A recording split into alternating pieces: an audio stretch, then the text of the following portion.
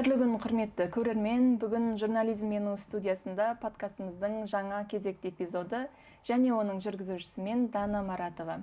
Ал бүгін біздің студиямызда қонақта қазақстандық танымал асау тележүргізуші Асауек Айымбетов. Студиямызға қош келдіңіз. Қайырлы күн, баршаңызға армысыздар. Ассалаумағалейкум. Рахмет. Оразаңыз қабыл болсын. Рахмет. Жалпы көңіл күйіңіз қалай? Көңіл күй жақсы. Қазақтарда көбіне шай үстінде шешіледі ғой әңгіме. Ораза кезінде көп нәрсенің реті келмей қалатын сияқты. Ой үстінде шешіледі, шай үстінде емес, оразада. Шай үстінде емес, енді ой үстінде шешуге тырысайық. Жалпы сіздің телевизиядағы тәжірибеңіз 15 жылдан астам, сондықтан бүгінгі подкасттың эпизоды біздің студенттерімізге, журналистика мамандығында оқитын жастарға пайдалы болады деген үміттеміз. Жалпы журналистикаға кіріспей тұрып, сіздің бэкграундыңызға бір үңілсек, өйткені қазақта адамның тұлға болып қалыптасуына оның шыққан жері, отбасы, ортасы әсер етеді дейді. Ақтөбе өңірінің тумасысыз, бір сұхбатыңызда атамның баласымын деп айтқан екенсіз. Жалпы Асаубек Айымбетовтың қазіргідей тұлға болып қалыптасуына кімнің үлесі көбірек болды? Өте жақсы сұрақ. Әр адамның балалық шағы ол сол адамның болашағына тікелей әсер етеді деген ұстанымдағы адаммын. Кішкентай кезімнен жалпы шығармашылыққа, соның ішінде қазақ тілі әдебиетке, көркем әдебиетіне қазақтың өте жақын болып өстім. Маған септік еткен әрине бірінші марқұм атам. Өйткені үйде бізде 4 қатарлы кітап сөресі тұратын, сол кітапты алып оқи беретінбіз. Өйткені атам оқиды, анам мұғалім, ағылшын, неміс тілінің пәнінің. Және олар шығармашылық адамдар ғой енді. Олардың сондай қасиеттер маған жұққан деп ойлаймын. Әкем өзі ағаш ұстасы. Барлығының енді бойында шығармашылыққа деген бір икемділік, ептілік бар да, шығармашылық ортада қайнап жүрмегенмен, шығармашылықтан сәл-сәл бойларында бір проценттер бар. Соның барлығы маған дарыған деп ойлаймын. Және кішкентай кезімде өзім өлең шығардым, атам да өлең шығарған, анам өлең шығарады. Соның барлығы осы журналистикаға келуге әсер етті. Енді нақты атам, анам, немесе әкем осындай болып өсуіме, тәрбиеме қатты әсер етеді деп айта алмаймын. Адам өзі жалпы тек үй ғана тәрбиелейді деп ойламаймын. Менің ол мектебім, достарым, туыстарым, барлығы әсер етті. Ал енді кәсіпқой маман болу үшін ол міндетті түрде жаңағыдай бір жерден білім алып барып кәсіпқой маман болу мүмкін емес. Өзіңіз де білесіз оны. Ол кәсіпқой маман боласың, сол ортаға түскен кезде ысыласың, қайнайсың, пісесің. Ол үшін ерте бастау керек. Сондықтан енді атамның да, анамның да жаңа оқымыстылығы, әкемнің ізденімпаздығы барлығы қосылып, менің бойымда осындай қасиеттердің, шығармашылық қасиеттердің өсуіне, өнуіне әсер етті деп ойлаймын. Телевизияға алғаш 16 жасыңызда келдіңіз. Сол кезде ол сіздің саналы таңдауыңыз болды ма, әлде кездейсоқтық еді? Саналы таңдау 16 жастан бұрын басталды негізі. Мен 4-5 сыныптарда жүргенде айнаның алдында тұрып, газет қиындыларын алып оқитынмын. Газет қиындылары мен үшін суфлер болатын. Ол кезде суфлер деген екен білмейміз. Телефон жоқ, ештеңе жоқ, интернет жоқ. Теледидардан көреміз, Зейін Әліпбек ағаларымызды, Дана Нұржігіт әпкемізді. Одан кейін өсе келе мектепте 8-9 оқып жүрген кезде Мержан Әлбекұлы, Гүлназ Әлімгерей, Нұрділдә Ораз ағаларымыз көреміз де солардың іс-қимылдарын, мимикаларын, жестикуляцияларын қайталаймыз. Кітаптан алып, газеттер бар, неше түрлі республикалық газет, мұғалім болғаннан кейін анам үйге көп газетке Жас Алаш болсын, Дала мен Қала, Ақтөбе газет, соның ішіне қиындыларын алып оқып, соны дауыстап оқып, айнаның алдында өзімді қазіргі тілмен, жастардың тілмен айтқанда, ол визуализация дейді ғой. Біз оны білмейміз ғой, визуализация екен. Сөйтіп өзім костюм шалбар киіп алып, галстук киіп алып, алдында өзімді өстіп ұстап, бір көз алдыма келтіретінмін. Соның барлығы енді саналы түрде болды. Бейсаналы түрде жаңағыдай осы маған керек, немесе осы оқуды оқи салайыншы, осы салада жүре салайыншы, оңай екен деген менде болған жоқ. Қазіргі студенттердің көбі негізі байқасаңыз, университеттерге негізі оңай түсуге қиындық тудырмайтын мамандықтарға түсіп жатады. Жаңағы төлемі оңай, гранты көп деген сияқты. Менде ондай болған жоқ. Мендегі басты мақсат журналист болғым келеді, телеэфирге шыққым келеді, эфир, жаңалық жүргізгім келеді деген мақсат болды. Сол. Журналистикадағы жолыңызды Ақтөбе өңірінен бастадыңыз. Рика арнасы сізге журналистика жолында қандай мектеп болды, не үйрете алды? Өңірлік арна, сол Ақтөбе облысына шығатын Рика арнасы мен үшін үлкен бір баспалдақ болды. Ол жеке меншік арна болғаннан кейін, ол жерде енді көп шаблондар, бір шеңберлер болған жоқ. мейлінше адамның дамуына, еркін өзін ойын жеткізуіне, материалда еркін жазуына үлкен ықпал етті. Және ол жерде, ол арнада жастарға жол көрсететін үлкендер болды. Негізі менің байқайтыным, қазіргі телевидениеда, кез келген арнада жастарға жол көрсететін үлкендер жоқ, немесе қазіргі үлкендердің уақыты жоқ ешкімге. Ал ол кезде мен бастаған жылдары кәдімгідей үлкендер отырып алып үйрететін. Қағазды алып, сюжетті былай бастайсың, Асаубек, мынау диктордың сөз тұстарын бастаған кезде мынадан бастайсың, мынау интонация жаңағыдай, логикалық екпінді былай әкеліп тастайсың, мына әріпті жеп қоясың, мына әріпті айтқанда мынауың дұрыс шықпай жатыр, мына дыбыстан мынандай проблема бар. Сосын эфирде денеңді былай ұста, былай бұрылған, барлығын үйретеді. Яғни 5,5 жыл бойы маған соның бәрін нүкте үтіріне дейін ұстаздарым үйретті. Ал қазіргі телевидениеда жүрген жаңағы кәсіпқой мамандардың уақыты жоқ. Оның ішінде өзім де бармын. Менен студенттер келіп сұрайды, менің уақытым жоқ оған үйретуге. Мен үйреткім ақ келеді. Мен айтамын, менің курсыма жазыл, немесе тағы бос уақытында кел деймін. Ал жаңағыдай баяғы біздің Рика телеарнасына да отырып алып, мына сөйлемнен кейін мынаны жалғастыру керек, үндестік заңын сақта мына жерде деген сияқты дүниелерді үйрететін қазір адамдар жоқ. Олардың барлығы енді уақыт жоқ, қазір заман өзгерді, интернет ақпарат ағыны көп, содан деп ойлаймын. Ал енді Рика телеарнасына өз басым үлкен алғысым шексіз. Әлі күнге дейін мен Рика телеарнасын сайтына кіріп қарап отырамын. Енді Астанада тұрғаннан кейін қарап, бір ностальгияға кіріп кетемін. Осы студияда мен отырып едім. Әрбір дүниенің басталуы кішкентай нәрселерден басталады. Бірден үлкен нәрсеге жалп етіп отыра қалып өсіп кету мүмкін емес. Сондықтан мені кішкентай, сол 16 жасым болса, кәмелет жасыма толмаған сәтте болса, маған мүмкіндік берген, маған осы үлкен республикалық арналарға жол ашқан Рика телеарнасына алғысым шексіз. Жаңа әңгімеңізде әдемі бір тақырыптың шетін шығардық, иә. Сіздерге қазір Евразия арнасына біздің студенттеріміз тәжірибеден өтуге барады, кейін маман болып барады.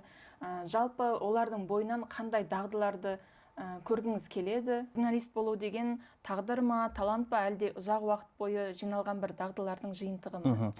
Өте өзекті сұрақ болды. Менен келіп сұрайды, менен журналист шыға ма дейді. Мен айтамын, сұрақты қоймас бұрын әуелі сен сөйлеп көрсет маған, жазып көрсет, оқып көрсет. Журналист деген ол тек қана жақсы жазатын емес, немесе жақсы сөйлейтін, немесе тек қана әдемі адам емес. Ол барлық жаңа детальдардан құралған. Жазу керек, ойын жеткізу керек, сөзді қорғау керек, импровизация деген 100% болып тұру керек. Және түрі, дауысы болу керек, міндетті түрде. Және өзінің мамандығын сүю керек. Ал жаңағы талант па, еңбек пе деп жатсам, бұл еңбек.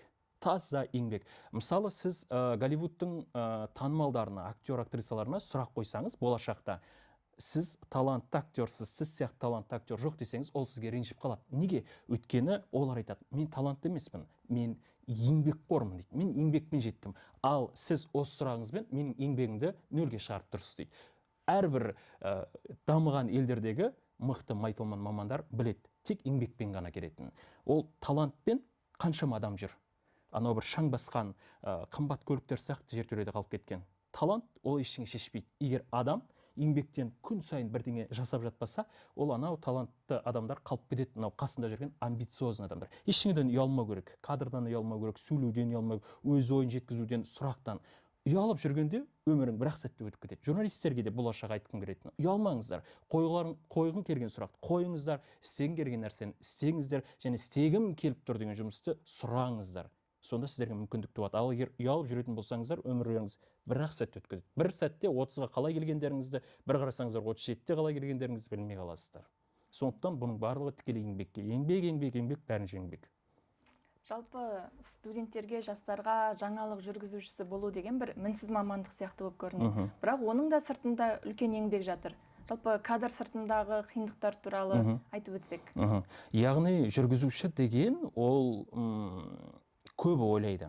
Көбі дегенде жалпы терең ойлай алмайтын, білімі нашар адамдар, ренжімеңіздер, ойлайды. Жүргізуші деген ол тап-таза, жып-жылтыр болып отыра қалып, 30 текст па, 30 текст оқып беретін адам дейді. Бірақ сіздер үйде жай ғана 5 тексті алыңыздар да, интонация, тембр, диафрагма, дұрыс тыныс алу, дикция барлығын қосып оқып көріңіздерші, оқи алмайсыздар. Өйткені теле жүргізуші деген қаншама дүниеден өткен адамдар. Мысалы, сіздің даусыңыз қалыптасу үшін қаншама жыл керек? Дикцияңыз қалыптасу үшін, тембрмен. Сіздер кейбір адамдар бар, тембрдің не екенін білмейді, бірақ жүргізушінің жұмысына баға береді. жай ғана сіз анонс жазып үйреніңіздер. Біз өзіміз жазамыз анонсты. Біз подводка дейді ғой орысша, сөз ұстар. Оны да өзіміз жазамыз. Сіздер екі-үш сөйлемнің өзін басын құрап жазып көріңіздер, қандай қиын екенін көресіздер. Және ол редактурадан өтеді, ол редактордың алдына барады. Сені миллиондаған халықтан бұрын бер жағында қаншама кезеңнен өтетіндеріңізді редакторларыңыздар, шеф-редактор, бас режиссер, ассистент көріп отыр, ана жақта директор, директордың орынбасары, қаншама көркемдік жетекші, көркемдік кеңес бар, барлығының алдында сен мінсіз болуың керек. Сенің әрбір қатең ол жазылып отырады. Сен ана жерде қателестің, астанадан кейін мынаны айтпадың, мынаны бүйтіп кеттің, суфлер сөніп қалса да сен неге қағаздан оқымадың деген сияқты. Жүргізуші ол елдің алдында өзінің қимылы, дауысы, ойы, сөзі, айтатын текстіне, интонациясы, ақпарат жанрларын бәрін қолданып, дұрыс тыныс алып, дұрыс көрініп, сасқалақтамай жеткізетін маман. Ал бұндай мамандарды қалай оңай мамандық иелері деп айтуға болады? Оңай мамандық иелері емес болар. Сіздер кастингтің өзінен өтіп көріңіздер. Қандай психологиялық қысым болатын? Сізбен бірге 60 адам қатысқан кезде, және неше түрлі адамды көрген кезде сіз түсінесіз. Жай ғана үйде дәл қазір кез келген студент үйде кез келген сайтқа кіріп, текст оқып көріңіздерші, дауыстап 100 рет қателесесіздер. Ал эфирде 40-50 текст оқисыздар. Тоқтамай, сізге ешкім су бермейді, ешкім тамақ бермейді. Сен ауырып тұрсаң да, сен мына жерің ауырып тұрма деп сұрамайды, ешкімді қызықтырмайды. Сен жай ғана кіресің, ақпаратты жеткізесің. Ал анау жазылып жатқан 30-40 ақпарат, ол 30-40 журналистің еңбегі. Сен күні бойы жасалған аязда, боранда, күн ыстықта жасалған еңбекті сатушысың. Сен соны әдемі кәсіпқой тұрғыда сату үшін соған дайын болуың керек. Мықты болуың керек. Психологиялық тұрғыда да мықты болуың керек. Физикалық және өзің дайын, үнемі тонуста жүруің керек. Бұл өте қиын мамандық иесі. Өте. Жаңа ақпараттық сараптамалық бағдарлама, яғни сараптамасы бар оның. Ашу керек, және оны Асаубекке берейік. Бір әріптесім ұсынған асау жаңалықтар деп атайық, біреулер сенбі ньюс, тағы да сөйтіп асау жаңалықтар деген өздері таңдап тастаған. Мен чатқа кірдім, оқыдым, болды, қабылданды дедім, болды. Содан кейін ашылып кетті. Бұл әр сенбі сайын шығатын аптадағы, жалпы айдағы ең маңызды ақпараттарды сараптама түрінде беру. Бұл жерде тілшілердің еңбегі орасан зор. Бұл жерде тілшілер бас жаңалықтармен параллель жүріп соны жазады. Бізде арнайы бір команда жоқ әзірге. Яғни асау жаңалықтарды, бас жаңалықтарды тілшілер өздері дайындайды. Кез келген тақырып. Мысалы, осы аптада апатты үйлерді менің әріптесім Бердібек Қарымбай дайындап жатыр. Ол қазір бас жаңалықтарда жүріп, соның параллель асау жаңалықтардың сұхбатын жазады, бас жаңалықтарға шпигель жазады, тағы бірдеңе ақпараттарын жинайды, министрліктерге сұранымдар жібереді, мына сұрақтарға жауап берсеңіздер деген. Бұл өте қиын жұмыс, және оның сюжеттерінің барлығын бізде басшылар этап бойынша қарайды. Бірінші біз қараймыз, жоба жетекшісі, редактор бар, одан кейін біздің үстіміздегі, оның үстіндегі адамдар барлық қатесі, дұрыс дыбысталуы, текст, тақырып, анау астына титрдің өзінің үтір нүктесі, қалай қойылған, тырнақшасы, барлығын қарайды. Бұл жалпы тек жаңалықтар күнделікті ақпараттарды оператив беріп отырса, ал бұл аптадағы сол айшықты оқиғаларды сараптап, тереңінен зерттеп, спикерлер тарттырып, жан-жақты етіп беруге арналған жоба, және біз оны жақсы орындадық. 2025 жылы, 2024-тің соңында ашылды, 2 ай қалған кезде. 2025-те біз қазақ тілді сараптама бағдарламалары ішінде рейтингте 1-ші орында аяқтадық. Бірден ашылды, бірден оқ бойы озып шыға келді. Басқа арнадағы әрине әріптестерім ренжімесін, бірақ рейтингтің аты рейтинг, оны Медиагаллап компания жасап отыр, біз жасап жатқанымыз жоқ. Жақсы көрсеткіштерге жеттік. Бұл жердегі біздің басты үстемдігіміз мынау сөзтар подводка дейді ғой, сол жерде біз ойната аламыз, және сюжеттерді де ойнатамыз. Креатив біздің арнада негізі қабылданады. Басқа мемлекеттік арналарда көбіне қасаң түрде, ресми түрде беріп жатса, бізде көбіне ойнатып береміз ақпараттарды. Мысалы, тар жол тайғақ кешу деген шығарма бар ғой, біз оны анонстың тақырыбына қолданамыз. Мысалы, Қосшыда жол жоқ, саз, лай, су басып жатыр, біз аламыз лай жол, батпақ кешу дейміз. Неге олай өзгертпеске? Біз сондай дүниелерді ойнату арқылы көрерменге өте қызықты қылып беруге ұсынуға тырысамыз. Ол жаңалықтардың да форматы сондай. Әрине ресми, саяси ақпараттарды ойната алмаймыз, бірақ әлеуметтік ақпараттарды, көңілді, қызықты ақпараттарды біз осылай ойнатып көрерменге ұсынамыз. Ол көрерменге ұнап жатқаны ол рейтингтің жаңағы көрсеткішінен ақ белгілі. Әріптес ретінде дәл осыны айтайын деп отырғам, рейтингі жоғары, соның сыры неде, көрермендерді артатын фактор деп барлық сұраққа жауап алдыңыз зорап кеттім, әріптестер бір-бірін жақсы түсінеді деген екен ғой. Көзден түсінеді, иә. Енді телевизиядан әлеуметтік желіге ауыстық. Себебі қазір әлеуметтік желінің рөлі басым болып бара жатыр. Сіз өзіңіз бір сұхбатыңызда мен әлеуметтік желіні тек коммерция мақсатында қолданамын депсіз. Жалпы әлеуметтік желіні қолданып бастағанда осындай оймен келдіңіз бе, әлде уақыт өте келе тәжірибеден пайда болды ма? Әлеуметтік желі қазір шынымен бірінші орынға шығып жатқан, жасырмау керек. Телевидение қалып кетті деген сияқты бір пікірлерді оқып жүрмін. Енді қараңыздар, сіз мысалы театрға барасыз ғой, театр мысалы қанша ғасыр бұрын пайда болды, білесіз ғой, оны әлі күнге дейін барамыз ғой. Қазір аншлаг, орын таппаймыз. Киноға барасыз, кинода қанша ғасыр бұрын. Телевидениеда дәл солай жасай береді, театр мен кино сияқты. Ол параллель жүре береді. Ал әлеуметтік желі, заман ағысымен пайда болған дүние. Бірінші ақпараттарды әлеуметтік желі арқылы алады адамдар. Әлеуметтік желіге мен, сол сұхбат берген кезімде, 1 жыл бұрын, 2 жыл бұрын ба, коммерциялық мақсат деп айтқан болатын. Қазір ойым өзгерді, өйткені коммерциялық мақсатта ғана емес, оны өзімнің жұмысымен байланыстырдым. Мысалы, Мәскеу сапарына мен барған кезде осы әлеуметтік желінің күшін сездім. Өйткені оқиға орнынан дәл қазір келісім жасалды, осындай 60 келісім жасалса, дәл соны сол жерде Инстаграмға 5 минуттың ішінде салып үлгердім. Ал оны телевидение 4-5 сағаттан кейін шығару мүмкін. Бірақ ол тереңірек, жан-жақты зерттелген спикерлермен, синхрондар, сұхбаттармен беріп жатады. Әлеуметтік желі өте мықты күш, бірақ оны адам өзі қалай пайдаланады соған байланысты. Кейбір адамдар оны жалған дезинформация мен жасап жатқан блогерлер бар, заңды білмейтін, аттап кетіп, шеңберінен асып түсіп пайдаланатындар бар, жұртты дүрбелеңге салатындар бар, жаңағыдай факт-чекингті білмейтін адамдар бар, фейк ақпараттарды, фейк видеоларды, әлемде болып жатқан соғыс көріп жатсыздар ғой, соның барлығын тексермей салатын адамдар бар. Бұл өте қауіпті де әрі пайдалы дүние әлеуметтік желі. Оны адам миымен пайдалану керек. Егер миымен дұрыстап, заң жүзінде, моральдық тұрғыда пайдаланса, ол өте мықты дүние. Әлеуметтік желіге қазір мен, яғни коммерциялық дүниелермен бөлек өзімнің жұмысымды да салып жатырмын. Біздің анонстарымыз, қаншама сюжеттеріміз әлеуметтік желілерде миллиондаған көрілім жинаған кезде мен түсіндім. Әлеуметтік желі дегеніміз адамды, жеке бренд, тілшінің еңбегін елге паш етуге болатын үлкен бір күш екенін сездім. Жаңа Мәскеуге барған сапарында деп айтып қалдыңыз. Білеміз, мемлекет басшысымен де ресми сапарларға шығып, ақпарат таратасыз. Енді бұл үлкен жауапкершілік. Мұның стилі бөлек бола ма, және не нәрсеге көбірек назар аудару керек ресми ақпарат таратқанда?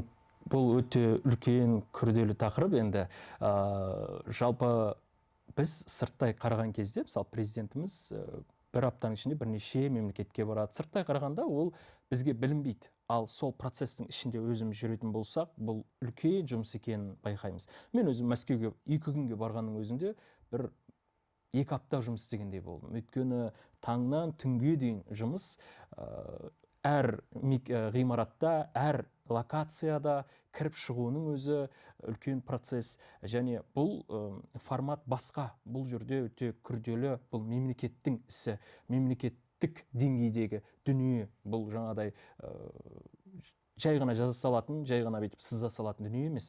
Бұл жерде әр сөзің, әр сөйлемің жалпақ жұртқа әсер етеді. Сондықтан сол ақпаратты кәдімгі шынайы сол жерден көркем түрде жеткізіп білу керек. Ешқандай эмоциясыз, ешқандай боямасыз, ешқандай кликбейтсіз жеткізу керек. Және бұл сапардың маған бергені менің арқама қанат біткендей болды. Өйткені қазмедиа болсын, ғимараттың ішінде жұмыс істеп жүрген кезде, енді өздеріңізде университет жұмыс істейсіздер, сол өмірің соның ішінде бір айналып жүргендей бір түсінік пайда болады да адамның миында. Мен бір қазмедианың ішінде айналып жүрген бір қарапайым қызметкер сияқты болып қаласың да, басқа сенде стимул, импульс болмайды жұмысқа деген. Келіп, кетіп, шығып, кіріп жүресің. Көрермендердің әрине сөзі, батасы әсер етіп жатады. Бірақ осындай мемлекеттік сапарларда журналистер қосынында болу кәдімгі арқама қанат бітіргендей болды. Яғни мен де елдердің арасында қарым-қатынасқа кішкентай болса да бір үлесімді қоса аламын. Елдің алға жылжуына, осынау болып жатқан маңызды бас қосу, маңызды жиыннан ақпарат таратып, елдің алдында сөйлей алатыныма кәдімгі сол жерде тағы бір үлкен бір мөр басылғандай болады да, сапардан келгенде кәдімгідей шабыттанып келесің. Мен дұрыс нәрсемен айналысып жатыр екенмін. Мен дұрыс жолда келе жатыр екенмін деген сияқты бір стимул пайда болады. Мысалы, әншілерде мысалы сондай конкурстарға барып, қанат, енді олар тойға шығады, концерттерге барады, одан бір үлкен бір импульс алады деп ойламаймын. Сондай халықаралық байқауларға, әлемдік шоуларға қатысқанда олар өздерінің әнші екенін сезініп, өздерінің мықты екендерін, кәсіпқой екендерін дәлелдеп жатады ғой. Бұл да сондай журналистерге берілген үлкен мүмкіндік. Және бұл ретте баспасөз қызметіндегілер бізге үлкен мүмкіндік берді. Яғни өз стильдеріңізбен, өз форматтарыңызбен, өз креативтеріңізбен ақпарат бере беріңіздер деді. Біз өзіміздің яғни бір қатаң ереже емес, өзіміздің берілген, өзімізге қалаған, өзіміз жасағымыз келген контентті жасадық. Жалпы журналистикада жүргеніңізге 15 жылдан асты. Өте үлкен уақыт, өте ұзақ уақыт. Осы аралықта журналистикадан жалыққан, көңіліңіз қалған, немесе бір шығармашылық дағдарысқа ұшыраған сәттеріңіз болды ма? Әр адамда болады ғой. Егер болған болса, сондай сәтте адамға қандай кеңес берер едіңіз? Мен ойлаймын, әр адам баласы болғаннан кейін психологиялық жай-күй әркімде өзгеріп тұрады. Ол мұғалім болсын, экономист болсын, банк қызметкер болсын, бәрі дағдарысқа ұшырайды. Ал шығармашылық дағдарыс соның ішінде өте қорқыныштысы.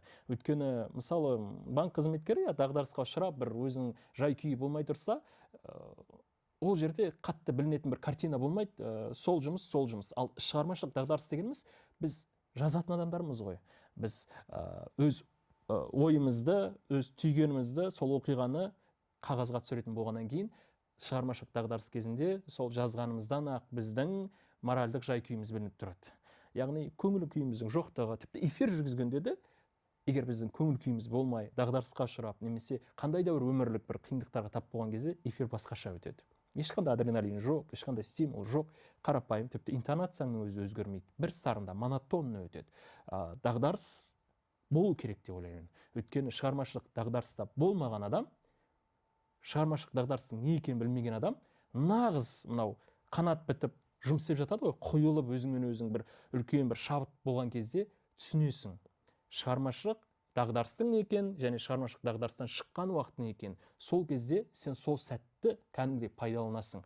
Мен қазір шауып келе жатырмын. Алға, сау, алға деген сияқты дүние болады, ішінде қамшылап отырасың. Шығармашылық дағдарыстан шығу жолы, ол жай ғана өзіңнің жүріп өткен жолдарыңа көз салу деп ойлаймын. Адам негізі басқадан емес, адам өзінен стимул алу керек. Адам айнаға қараған кезде сен бірдеңені дұрыс істемей жүрсің, сен дұрыс жолда келе жатсың деген есеп беру керек деп ойлаймын. Өзің жүріп өткен жолдарыңды көресің, бұрынғы материалдарыңды қарайсың, бұрынғы эфирлеріңді көресің, бұрын жазған посттарыңды оқисың, сосын ойлайсың. Сен осы жолдардан өттің ғой, осы қиындықтар болды, бұдан да үлкен қиындықтар өттің, бұдан да өтесің. Сосын бір деталь, ол ата-анаңның саған деген үмітпен қараған көзі. Әсіресе анаңның саған жасаурап, үмітпен қараған көзі сенің орныңнан тұрып, алға қарай тоқтаусыз жүгіруіңе әсер етеді. Мысалы, менің анам үйге барған кезде, мен эфирлерімді қосып бірге қараған кезде, анамның көзіне жас толып тұрғанын көремін да, ей ботам деген кезде, анау жай ғана бір 5-6 әріптің өзі менің жүрегімде алдағы 5-6 жылда тоқтамай шабуға әсер етеді. Сондықтан, егер дағдарысқа ұшырап жатсаңыздар, құрметті әріптестер, болашақ әріптестер, аналарыңызға, әкелеріңізге жиі хабарласыңыздар. Барлық күш соларда. Және оларға сыйлық жасаңыздар. Жалақы алдыңыздар ма? Ақша түсті ма? Сыйлық жасаңыздар. Үнемі сыйлық. 1 миллион ақша алдыңыз ба? 300 мың теңгесін жіберіңіз. 300 мың теңге түсті ма? 700 мың теңге жіберіңіз. Сол жіберіп жатқан сіздердің сыйлықтарыңыз, ақшалай болсын, заттай сыйлықтарыңыздың барлығы ата-анаңыздың таза дұғасымен қайтады. Олардың жасаған әрбір дұғасы сіздерді әрбір қиындықтан құтқарады. Бұл негізі дәлелденген нәрсе. Өзім өмірде кей кезде, осындай бір жолым болмаған кезде, ата-анама хабарласып, сыйлық жасап, ақшалай сыйлық жасаған кезде, кейінгі апталарда менің жолым ашылып, көңіл күйім көтеріліп, кәдімгі барлық мәселе өз-өзімен реттелгенін байқаймын. ананың дұғасы, әкенің дұғасы деген өте үлкен күшке ие. Сіздің мына сөздеріңізді кесіп алып, бір шығармашылық дағдарысқа түскен досына бірден жіберіп отыру керек екен, иә? Жалпы рахмет. Енді әлеуметтік желіде журналистер арасында тренд болып жатқан бір ойын бар ғой, біреуін таңда деген. Соны қазір сізбен ойнап көрсек, сізге 2 нұсқа ұсынамыз, соның біреуін таңдасаңыз, иә? Жақсы. Тікелей эфир немесе алдын ала дайындалған бағдарлама? Тікелей эфир. Жаңалықтар бөлімі немесе асау жаңалықтар бағдарламасы? Жаңалықтар. Жаңалық жүргізушісі болу ма, әлде репортер журналист болу ма? Жаңалық жүргізушісі болу. Кітап па, әлде әлеуметтік желі ме? Кітап, міндетті түрде. Театр ма, әлде кино ма? Театр. Соңғы кезде театрға жиі барып жүргеніңізді байқадық. Театр. Чай ма, кофе ма? Шай. Қазақпыз. Жұмысқа ерте келу немесе кешірек келіп, жұмысты кеш бітіріп қайту? Кешірек келіп, кеш бітіріп қайту. Көп рахмет. Осы әлеуметтік желіде тренд болып жатқан ойынды сізбен ойнап көргенімізге өте қуаныштымыз. Сіздерге рахмет. Мен де бірінші рет ойнап жатырмын негізі. Әйтпесе қазір бәрі салып кетті осыны әлеуметтік желіге. Жалпы Асаубек аға, сіздің енді 15 жылдық журналистикадағы жолыңызды, тәжірибеңізді бір эфирге, бір эпизодқа сыйғызу мүмкін емес, бірақ бүгінгі аз да болсын жарты сағаттық, 1 сағаттық әңгімеңіз біздің студенттерге үлкен бір лекция сияқты болды деп жарты сағат өтіп кетті ма сонда? Тез өтіп кетті, иә, уақытты көрсетіп жатыр. Келгенің үшін көп рахмет. Сөз соңында жалпы Еуразия ұлттық университетіне биыл 30 жыл толып жатыр, және біздің журналистикада оқитын студенттерімізге, болашақ немесе қазіргі әріптестеріңізге тілегіңіз болса. Рахмет, сіздерге де шақырған үшін. Өте қызықты сұрақтар болды негізі. Көрініп тұр, осы саланың адамы, практик маман екеніңіз көрініп тұр, өте тамаша. Өрлей беріңіз, және Еуразия ұлттық университетіне биылғы мерейтойларыңыз құтты болсын дегім келеді. Шәкірт дайындап, әрбір ұл қызға етіп жатқан еңбектеріңіз, ұстаздар, үнемі алдарыңыздан үлкен алғыс болып, еңбектің елеуімен, халықтың қалауымен қайта берсін. Және студенттерге айтарым, болашақ журналистерге айтарым, ерте бастаңыздар. Кез келген нәрсені ерте бастау керек. Жүріп алмаңыздар 4 жыл бойы. Практик мамандардан тәлім алыңыздар, білім алыңыздар. Ұрыс естуден, сын естуден, таяқ жеуден қорықпаңыздар. Ол сіздерді өшірмейді, өсіреді. Өсе беріңіздер, өне беріңіздер. Сіздерді осы салада асыға күтеміз. Көп рахмет. Рахмет. Келесі кездескенше, құрметті журнализм ену подкастының көрермендері, келесі эфирде кездескенше, мықты мамандармен сұхбатымыз көп болсын. Келесі кездескенше аман сау болыңыздар. Сау болыңыздар.